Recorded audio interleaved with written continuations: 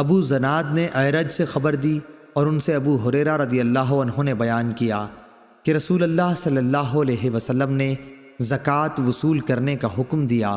پھر آپ سے کہا گیا کہ ابن جمیل اور خالد بن ولید اور عباس بن عبد المطلب نے زکوٰۃ دینے سے انکار کر دیا ہے۔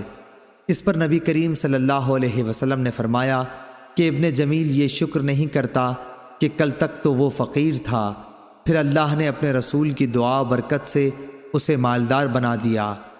باقی رہے خالد تو ان پر تم لوگ ظلم کرتے ہو، انہوں نے تو اپنی زرہیں اللہ تعالیٰ کے راستے میں وقف کر رکھی ہیں، اور عباس بن عبد المطلب تو وہ رسول اللہ صلی اللہ علیہ وسلم کے چچا ہیں، اور ان کی زکوٰۃ انہی پر صدقہ ہے، اور اتنا ہی اور انہیں میری طرف سے دینا ہے۔ اس روایت کی مطابقت ابو زناد نے اپنے والد سے کی، اور ابن اسحاق اور ابو زناد سے یہ الفاظ بیان کیے ہیں، حی علیہ ومثلھا معہا، صدقے کے لفظ کے بغیر۔ اور ابن جریج نے کہا کہ مجھ سے اعرج سے اسی طرح یہ حدیث بیان کی گئی۔ صحیح بخاری حدیث نمبر 1468۔